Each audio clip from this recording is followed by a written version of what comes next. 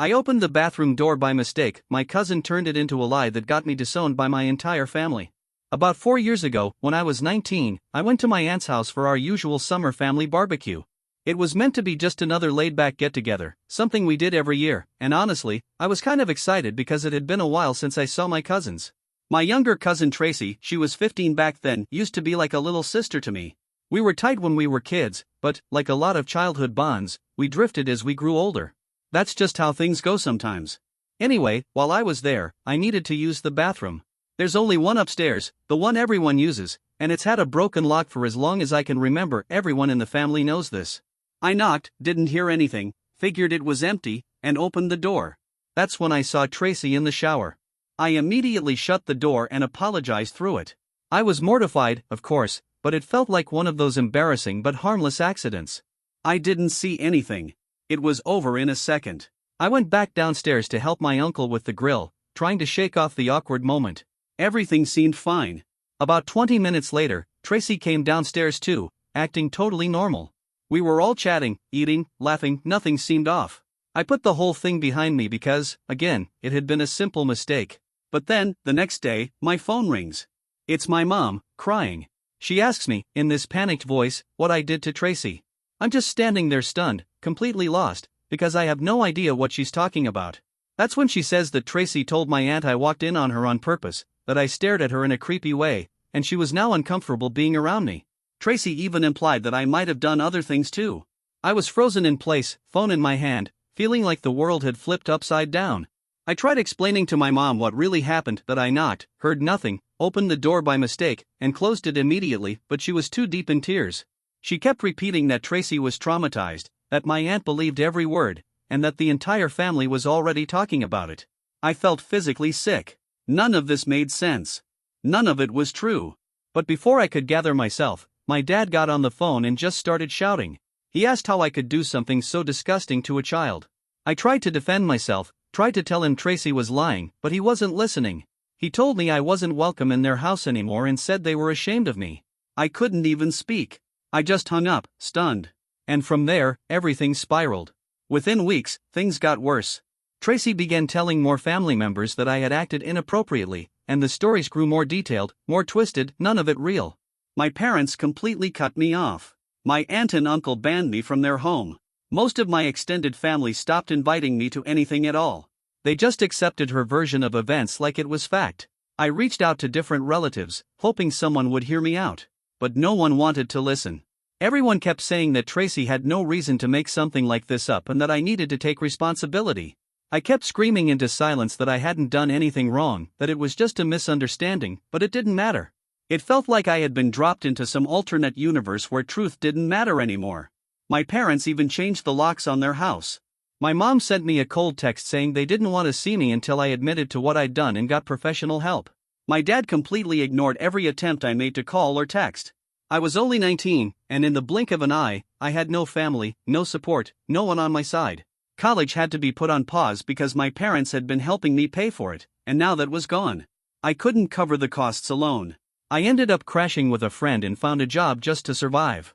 I was barely getting by financially, and emotionally, I was wrecked. My entire family thought I was a predator, all because I accidentally opened the wrong door. The worst part was that, after a while, I started second-guessing myself. I kept wondering, did I do something wrong without realizing it? Was there something about the moment that made Tracy uncomfortable in a way I didn't catch?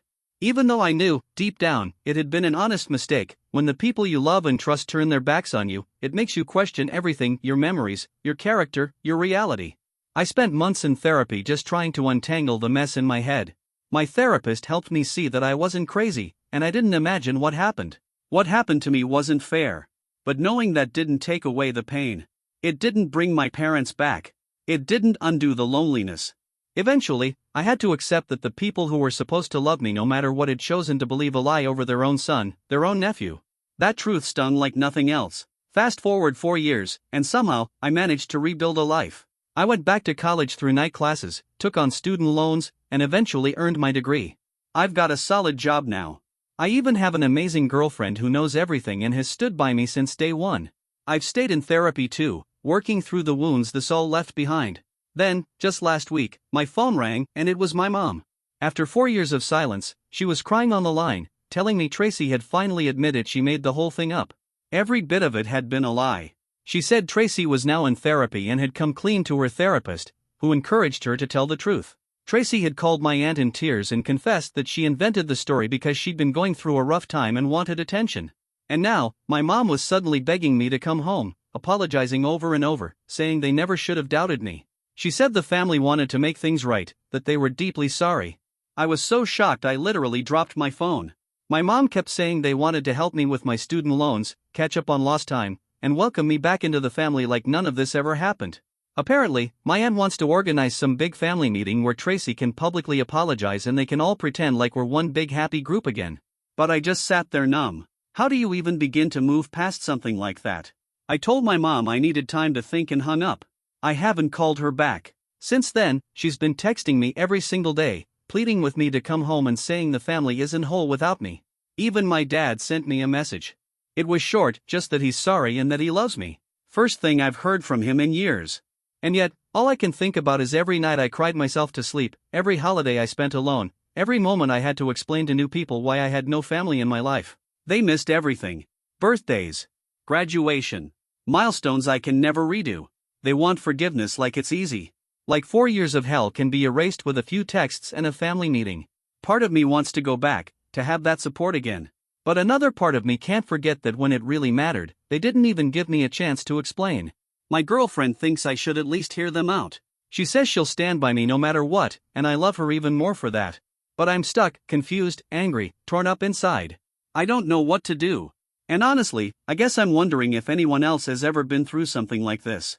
How do you even start repairing relationships with people who tossed you aside without hesitation just because of a lie? I keep asking myself if it's even worth it. Should I just keep living this new life I built without them in it? Truthfully, the idea of letting them back in scares the hell out of me. What if they hurt me all over again? Update 1. I honestly didn't expect the kind of response my story got. I've been slowly going through all the messages and comments, trying to figure out how I really feel. Some of you made points that really gave me something to think about, and others just confirmed the feelings I've been wrestling with. Either way, thank you. A lot of people suggested I take things slow, that there's no need to rush any decisions, and they're right. I've made it through 4 years without them, so there's no crisis pushing me to act right now. That perspective really helped because the way my mom's been texting me nonstop, it's made everything feel urgent. But it's not. Some of you were curious about Tracy's apology. Well, the thing is, I haven't heard from her directly at all. Not a call, not a text, not even a message. Just my parents and my aunt relaying that she feels bad and wants to make things right. Which, honestly, feels off. If she's really sorry, wouldn't she want to speak to me herself? My mom called again recently, and I told her straight up I need Tracy to call me directly if she's genuinely sorry for what she did. My mom hesitated, then said Tracy's still in therapy and working through some stuff, and she's not ready to talk to me yet. I told her, well, if she's not ready to face me, then she's not ready for me to be part of the family again either. That seemed to take her by surprise. She started backpedaling, saying Tracy's just scared and doesn't know what to say. I reminded her that when I was 19 and scared out of my mind, having my entire family turn against me, no one cared how I felt. So why should I worry about Tracy's feelings now? She got quiet after that. I also asked her something that's been eating at me for years: why didn't they believe me? Why was it so easy for them to cut me off without even hearing my side? She said Tracy seemed so believable, so traumatized, and they felt like they had to protect her. I asked if it ever even crossed their minds that I might be telling the truth. And she admitted, flat out, that they never really thought about it. That hit harder than I expected. It confirmed what I already feared deep down. When it really counted, they didn't have any faith in me. They chose to believe a scared 15-year-old over their own son, without any proof or second thought. She kept saying they're different now, that they've grown and want to fix things. But I told her I've changed too. The person they abandoned 4 years ago? He's not the same guy anymore. You don't just hit the reset button like nothing happened. What really bothers me is how they act like I should be grateful they want me back. Like they're doing me a favor. But if anything, they should be down on their knees asking for forgiveness, and even then, they need to understand I might not be able to give it. And that would be fair. Lately, I've been thinking a lot about what kind of relationship could even exist between us now. Could we ever get back to where we were before? I doubt it. Too much has happened. Too much trust has been shattered. Maybe the best case scenario is some kind of limited, distant connection. But even that feels uncertain. The biggest red flag for me is this: if Tracy was willing to lie about something so serious just to get attention, how could I ever trust her again? And if my parents were willing to throw me out once based on her word alone, what's stopping them from doing it again if something else happens down the line? I can't live with that kind of instability hanging over me. So for now, I'm not rushing. I'm going to move at my own pace and not let anyone make me feel guilty for it. In the meantime, I've decided that if Tracy really wants to take responsibility, I need her to write me a letter. I want to see, in her own words, what exactly happened, why she lied, and what steps she's taking to make sure something like this never happens again. Until I have that, I'm not meeting up with anyone in person. Update 2. This whole thing just keeps getting more twisted. And now I get why Tracy wasn't ready to talk to me right away, because apparently, my parents left out a huge part of the story when they first called. Tracy finally did call me 2 days ago. I was expecting some kind of emotional, heartfelt apology. But the conversation ended up making me even angrier than I thought possible. From the second she got on the phone, she was crying and apologizing. She said she knew what she did was wrong. But then she started explaining why she did it, and that's when everything turned upside down. Turns out, back when all this happened, her parents were going through a messy, bitter divorce. Her dad had been cheating on my aunt, and Tracy knew about it but was keeping it a secret. She said she was filled with anger at all the adults around her for lying and hiding things, and she just wanted to lash out. She wanted everyone to feel the kind of pain she was feeling. So she made up the story about me because she thought it would rally the family around her, make her feel protected, cared for. I was stunned. Just sitting there thinking, are you serious right now? I asked her if she realized she tore my life apart because she was upset about her parents' divorce. She cried even harder and said she never thought it would escalate the way it did. She figured people would be mad at me for a while, and then things would eventually go back to normal. I told her how that one lie forced me to drop out of school, how I lost every relationship I had, how I spent years in therapy trying to process being labeled a predator by my own family for something I never did. She just kept saying she was sorry. But sorry doesn't give me back those years. It doesn't erase the pain. It doesn't fix what she broke. Then came the part that truly made my blood boil. She told me that after a few months, once she saw how serious everything had gotten and how completely I'd been shut out, she actually wanted to take it back. But my aunt told her not to.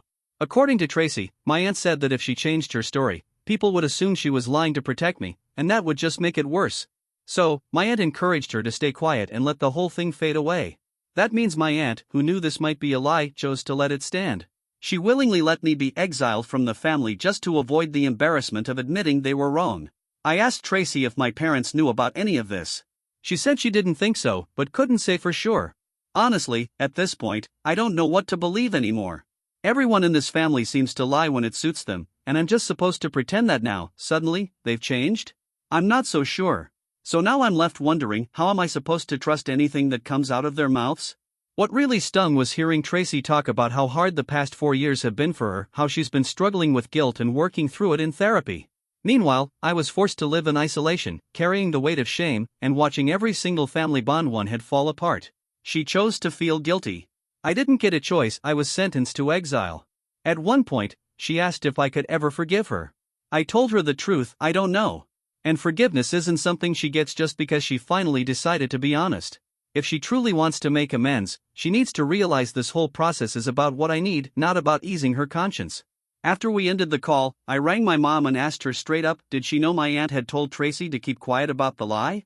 My mom hesitated, then said something vague about my aunt mentioning she didn't want to confuse Tracy by pressuring her to change her story. But she claimed they never really talked about it in depth. Honestly, I think she's either lying or withholding something. I also asked why nobody ever took a minute to question Tracy's claims. Why didn't they ask for any details? Why didn't they try to verify her story before tearing me out of their lives? My mom said they were trying to protect Tracy and didn't want to make her relive a traumatic experience. I shot back with, and what about protecting me? What about making sure you weren't destroying an innocent person's life in the process? She started crying, repeating over and over that they made mistakes and they just want their son back. But I told her that the son she abandoned 4 years ago, the one who trusted his family to know him, to believe in him, that version of me is gone. And he's not coming back. The thing that cuts deepest is realizing how easily they let go of me. They never really knew who I was, because if they had, they would have at least paused and listened before turning their backs. But they didn't. My girlfriend suggested something that really stuck with me. She said if I even considered rebuilding anything with them, I should first demand a full family meeting. One where everyone lays their cards on the table and acknowledges the damage they caused. No dodging. No minimizing. Just raw honesty. I thought about it and realized she was right. I'm tired of everyone acting like this was just a misunderstanding we can sweep under the rug. I also started thinking I should confront my aunt directly. I need to hear from her. When exactly did she know Tracy might have been lying? And why didn't she say anything? If she actively encouraged Tracy to keep the lie going, then she's just as guilty in all this. Update 3. So, we had the family meeting and it went just about how I expected. A total train wreck. But in a way, it gave me the clarity I needed to make peace with my decision. My parents arranged for everyone to meet at my aunt's house, which, of course, was the exact place where this whole nightmare started. Awkward, to say the least. When I got there, my parents were already seated, along with my aunt and uncle. Yes, they got divorced sometime during the last 4 years, but he was there specifically for this. And Tracy was there too. Everyone looked like they were attending a funeral. I guess, in a way, they were, because this was the death of any chance we had at rebuilding something meaningful. Tracy sat slumped on the couch, red-eyed and crying, with my aunt clinging to her like she was the one who had been hurt. My parents sat across from them, visibly tense. No one seemed to know how to begin, so I took the lead. I said I wanted to hear from each of them what they thought they did wrong and what steps they planned to take to make sure this never happened again. My mom went first. She apologized for not believing me and for cutting me off. Said she should have heard my side. I asked, why didn't you? Her response? That Tracy seemed so devastated and believable, and they were just trying to protect her. So you chose to protect her feelings and let my life fall apart, I said. She didn't have a response. My dad spoke next. He said he was sorry for shutting me out and admitted that his reaction came from fear and anger. I asked what exactly he was afraid of. He said he was scared I might actually be dangerous. I looked right at him and asked, so you truly believed I could sexually assault a child? He lowered his head and nodded. That moment, it hit harder than anything else he could have said. Then my aunt chimed in. I didn't waste time. I asked her directly if she told Tracy to stay quiet about the truth. She instantly got defensive, denying everything. She claimed she was just trying to shield her daughter from more trauma. I said, so you suspected your daughter might be lying, but you still let me stay cast out rather than risk hearing the truth? She started yelling that I was twisting her words, that she was only doing what any good mother would do. I shouted back that being a good mother doesn't mean destroying someone else's kid in the process. That by letting the lie continue even when Tracy wanted to come clean, she became part of the problem. Tracy finally spoke. She confirmed it all. She said she told my aunt she wanted to take it back after a few months, but my aunt discouraged her, saying no one would believe her if she changed her story. She told her it'd be easier to just let it die down. My aunt's face went pale. She muttered that Tracy must be misremembering. But Tracy stood her ground, said she remembered every word. My uncle tried to defuse the situation, saying everyone had made mistakes and we should all move forward. I stopped him right there. I told him this wasn't about mistakes. These were intentional choices. And some choices are too devastating to fix with an apology.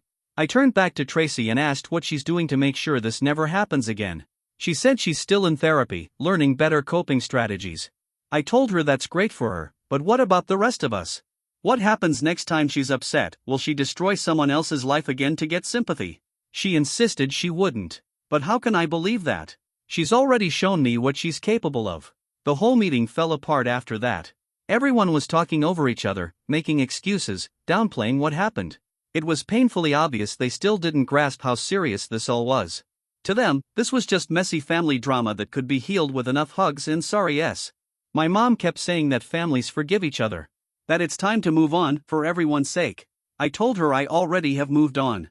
I built a new life, one without any of them, and I'm doing just fine. I don't need their forgiveness. And I sure as hell don't need their idea of family. My dad asked me what it would take to get another chance. I said, a time machine. One that takes me back 4 years to the moment I needed you to believe in me. Since that's not possible, there's nothing left to say. Tracy asked if there was anything she could do to make it right. I told her she could live with the consequences of her choices, just like I had to live with the fallout from hers. And maybe next time, she'll think twice before making someone the villain in her story just to feel loved. She started crying again. But I've run out of sympathy. I told them I appreciated that they finally admitted they were wrong, but it's too late. I built something solid, something real, and I'm not going to risk that by letting back in the same people who threw me away without a second thought. My aunt snapped and said I was being cruel and unforgiving. I laughed bitterly and told her that's rich, coming from the woman who spent 4 years being cruel and unforgiving to someone she knew might be innocent. And then I left. I haven't answered their calls or texts since. It's been a week, and honestly, I feel lighter than I've felt in years. Like a weight I didn't realize I was still carrying has finally lifted. I finally have closure. And I know without a doubt I made the right decision by walking away from them for good.